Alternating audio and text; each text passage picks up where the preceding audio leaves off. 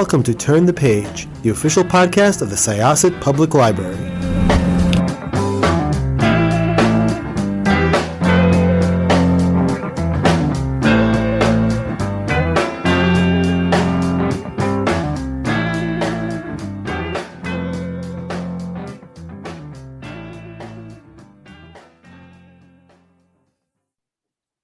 Hello, everybody. Welcome to Syosset Public Library's Turn the Page podcast. I am Evelyn Hershkowitz, Reader Services Librarian. And with us today, I have my coworker. Hi, Jessikah, Community Engagement Specialist, and also a librarian. And our very special guest. Could you introduce yourself, please? Hi, my name's Charlie Gilmour, and I've written a memoir called Featherhood, which is why I'm here, I think. Yes, it's absolutely why you're here, Charlie. First of all, Featherhood was great. I absolutely loved it. It was so well written, so well described. It was just fabulous. I loved it. So let me just say a little bit about Charlie. Really not much here. He lives in South London with his wife and daughter. That is what it says. I guess you don't want to say anymore, but you say it all in the book, so I guess that's why. But I just want to say that Elton John blurbed it and said, I loved every single page. And Neil Gaiman blurbed it, the best piece of nature writing since H is for Hawk. So I think those two right there makes you want to read the book. So, and librarians love Neil Gaiman because Neil Gaiman loves librarians. Like Neil Gaiman is always talking about how much he loves libraries. So it's like Elton John and Neil Gaiman, library celebrities. So wonderful. So do you know either one of them? I hadn't actually met either of them before the book. The Elton John thing came about because 10 years ago, I was sent to prison, and it was in the newspapers, and he read about it in the newspapers and decided, because he is this very, very kind man, and he just decided to send me all these books in prison. So 10 years later, I decided to return the favor and sent him my own book.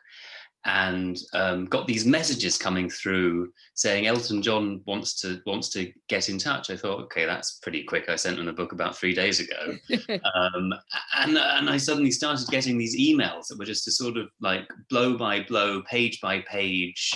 I'm on page 63. I'm loving it. Now I'm on page 74. This is amazing, sort of thing. And it was just this completely surreal but incredibly lovely thing that came about, and it ended up with we ended up sort of meeting, but in the middle of COVID, so it was incredibly, it was already going to be quite strange, but it was doubly strange. Wow. So yeah, that was a completely surreal and thing that came out of this book. Okay. Probably the most, actually. Right. Well, we were just saying how if it wasn't for COVID, we never would be speaking to you right now, because there's just no way we'd be reaching across the pond for authors. We never even thought of doing such a thing. But why don't you tell all of our listeners first of all, I love the title, Featherhood. Yeah. I think that's a fabulous title. Tell us what the book's about, and then also how you came up with the title. So the book is a memoir. It's really about two men who could talk to birds, but were really completely incapable of talking to each other.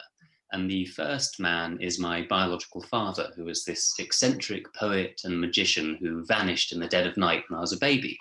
And he never explained why he disappeared. Throughout my life, I'd sort of try and get in touch with him to find out, what went wrong. And he would just, disappear in a puff of smoke, like the magician that he was.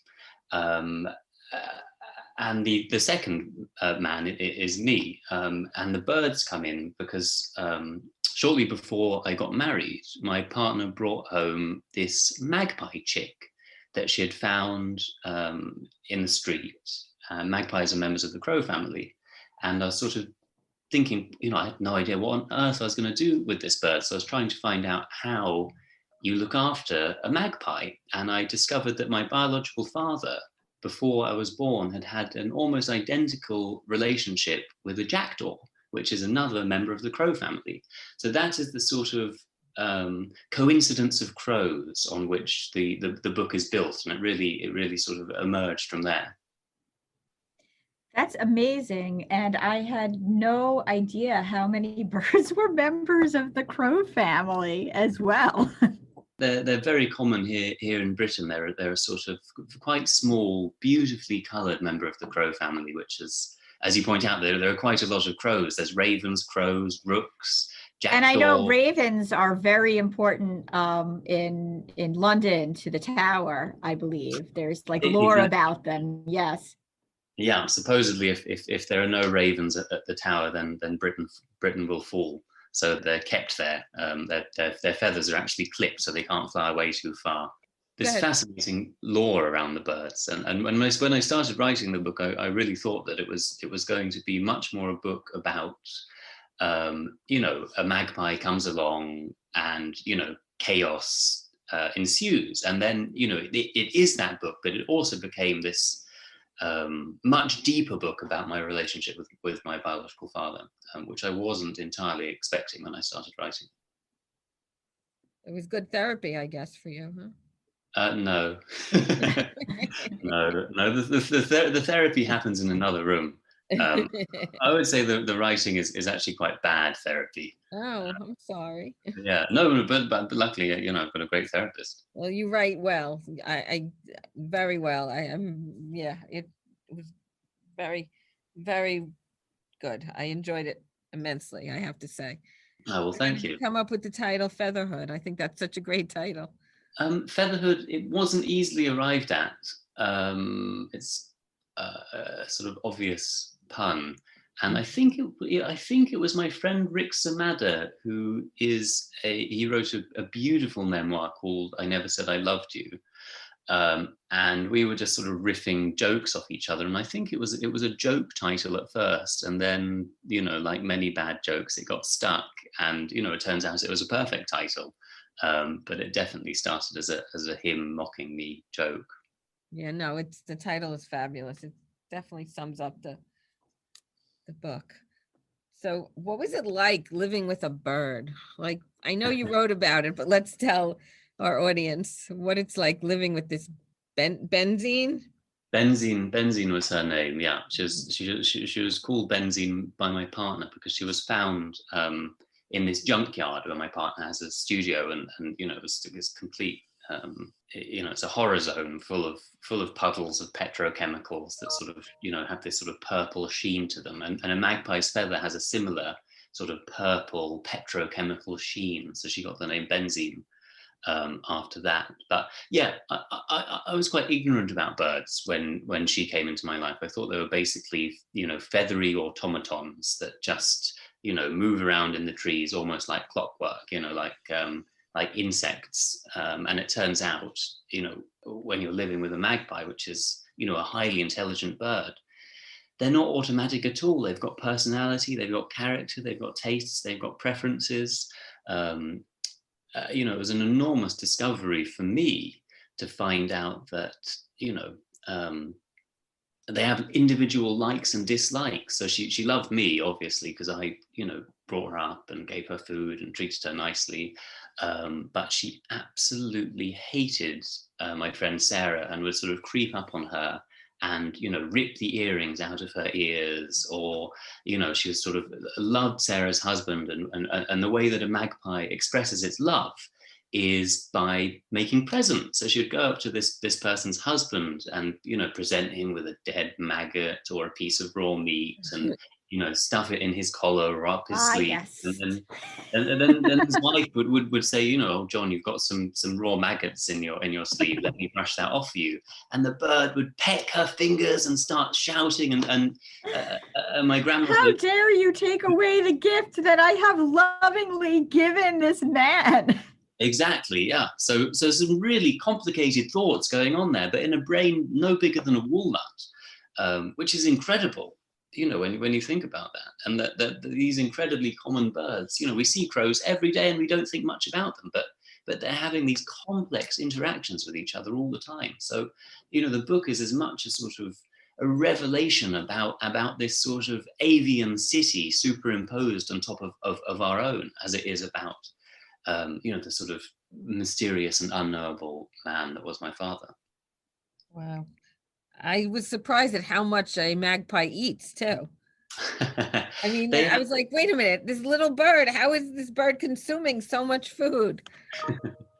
Yes, I mean that's another thing about magpies, is that what they put in their mouth they don't necessarily eat, and that's another thing about living with them. They make treasure troves everywhere, so they get the food and then they hide it all around the house. So you'd sort of reach out to take a novel that you've been saving off the bookshelf and open it, and it'd just be full of rotting meat that the bird had stuffed there for a rainy day. So yes, living with a bird, messy but also joyous. Would you get another bird?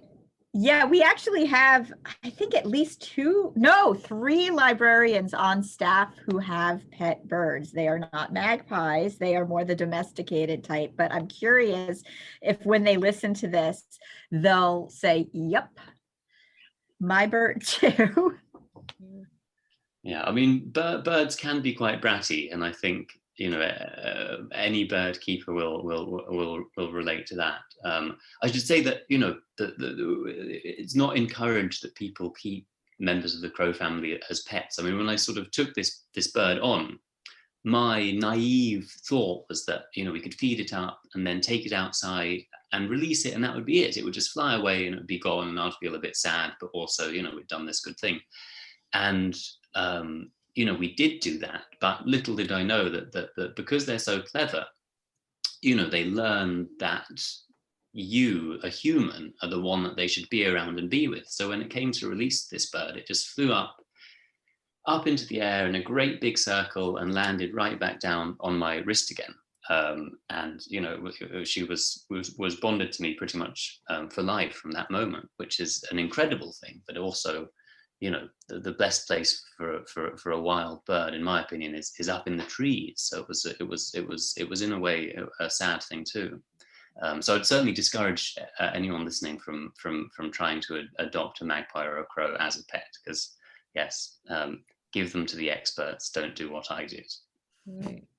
Any chance you're going to adopt another bird? I've actually sort of gone more normal with my bird keeping. I've just got a bunch of chickens that they're not quite as clever, and they don't quite fill the magpie shaped hole in my life, but they're lovely. I mean, they're just interacting with animals in some small way, whether it's feeding the birds in the park or watching the animals that come in the park or garden, or these chickens, which are just, unfortunately, 2 of them have turned out to be cockerels, and I live in close proximity with other people in like a city, so I'm not very popular with my neighbors at the moment.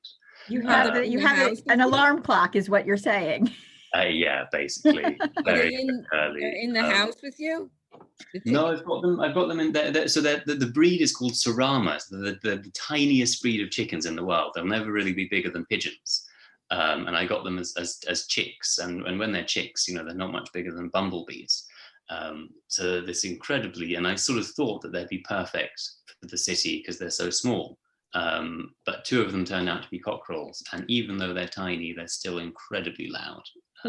So yes, I'm trying to rehome them, but nobody else really wants a cockerel either. Yeah, we have a puppy, and he's kind of loud too. We're trying to work on that also. I'm not enjoying that part of it at all. Well, let's say the reason we got Charlie on, we spoke to his mother, Polly Sampson, who has a new book out, A Theater for Dreamers, which is a fabulous story.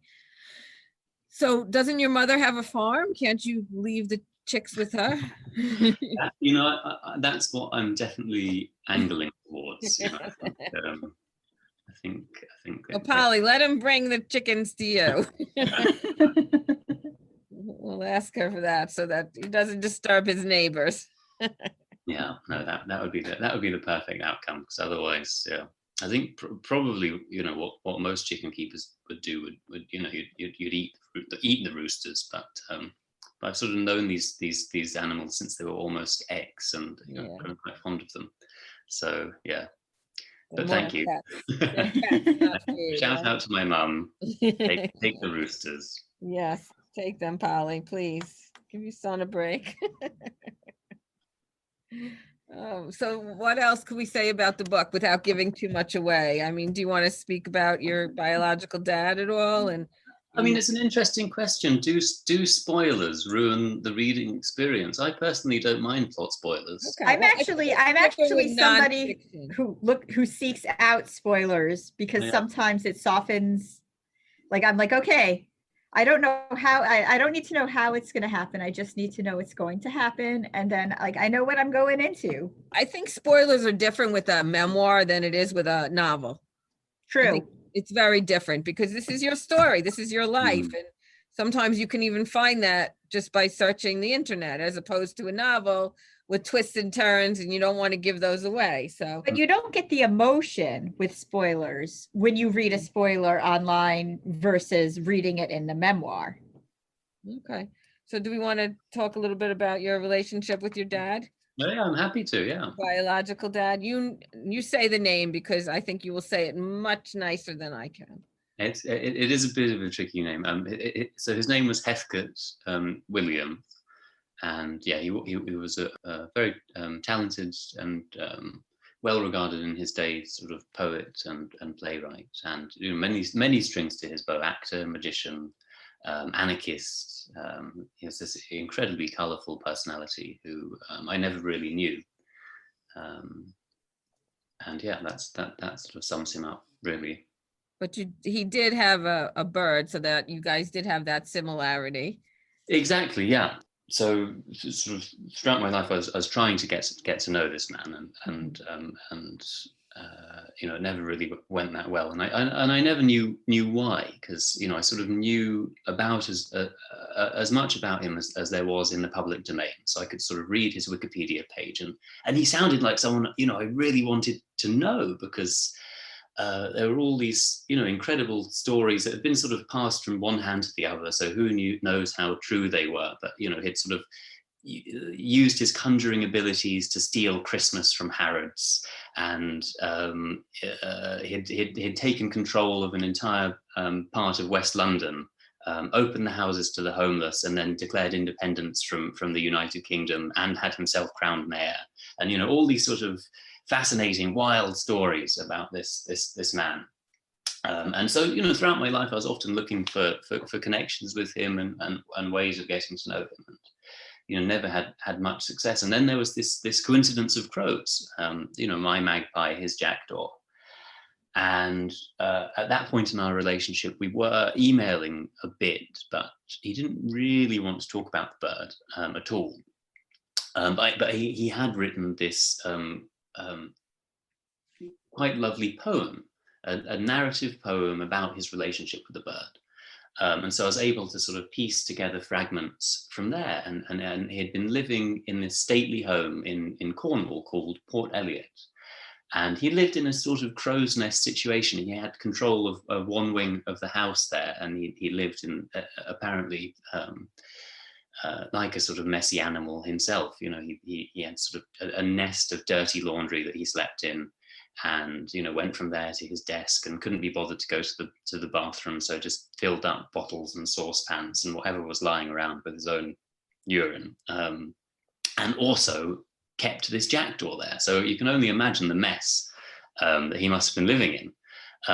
But it sounded quite beautiful too. He'd sort of go out in the grounds of this stately home with the jackdaw on his shoulder, and he'd dig, and the bird would go and fish silver sixpences out of the soil, and all this sort of thing. And while raising the magpie, I would turn to this poem, for instruction as to how one is meant to raise a bird. And he did quite a few things that I didn't really understand, like he literally babied this bird. So at one point in the poem, he describes warming up milk to give to the jackdaw. Jackdaws are lactose intolerant. You should not give them milk. Oh my God.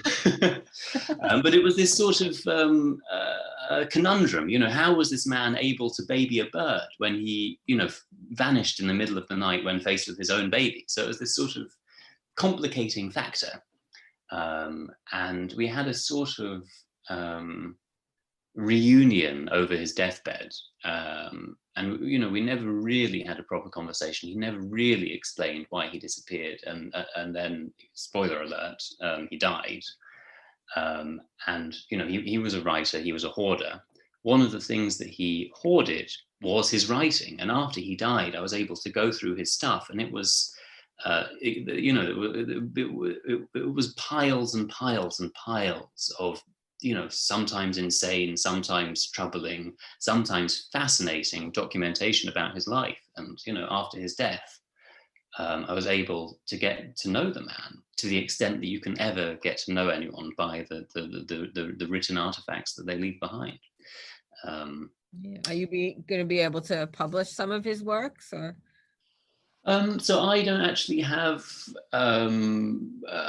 control over any of that. I think that it's all making its way to a library. I think it had to be sort of fumigated first, because I'd be sort of sitting there and you'd turn over a page and there'd be sort of coffee stains all over one. I'm like, that's fine, I can deal with coffee stains. And you'd turn over another page and there'd just be a used condom smoosh. Ooh, no. No, stop. One from 30 years ago, just like it's like, it was, I remember it would have been half writing a poem about a tree. And then on the other side of the page, you turn over, that's a nice little unfinished poem about a tree. It's like, oh, that's a very nasty thing on the next page. Oh my goodness. Oh gosh. Okay. Are you working on another book after this? Is my question. That's the idea, yeah. I'm sort of building towards hopefully a novel. Oh, cool. And yes, because the sort of parts of this book that I enjoyed writing the most and that flowed through me the quickest were some of these sort of reimaginings of my biological father's life, which is as close to fiction as it can come in a memoir. So I am hoping that will translate to pure fiction, but yes, people seem to be agonizing over their novels for years, so I'm not expecting one to just sort of flow through me like magic, although that would be lovely. Yes. What do you like to read? What do I like to read?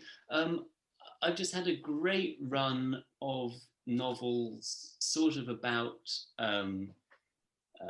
families living in isolation and going quite mad. I don't know why I've been drawn to those. I can't imagine. I think we're going to watch the Von Trapp family completely differently after hearing that. Why don't we mention that wonderful YouTube that you guys created during the pandemic? Yeah, so one of the things that we were doing, I mean, very early on in the pandemic, me and my partner and our daughter, who was a baby then and is now, a little girl, but we ended up moving back in with my parents on their farm. I should say, for anyone who's listening and is confused, and I just said that my biological father is dead, I have an adoptive father. There's this lovely man, David. So we ended up moving back in with my parents, and to sort of keep our spirits up and hopefully to entertain other people who are stuck without entertainment.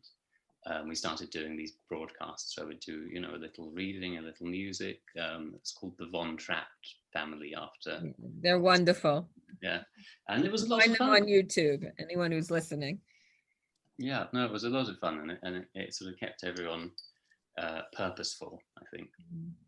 For those of you listening who don't know who his dad is, it's David Gilmour from Pink Floyd.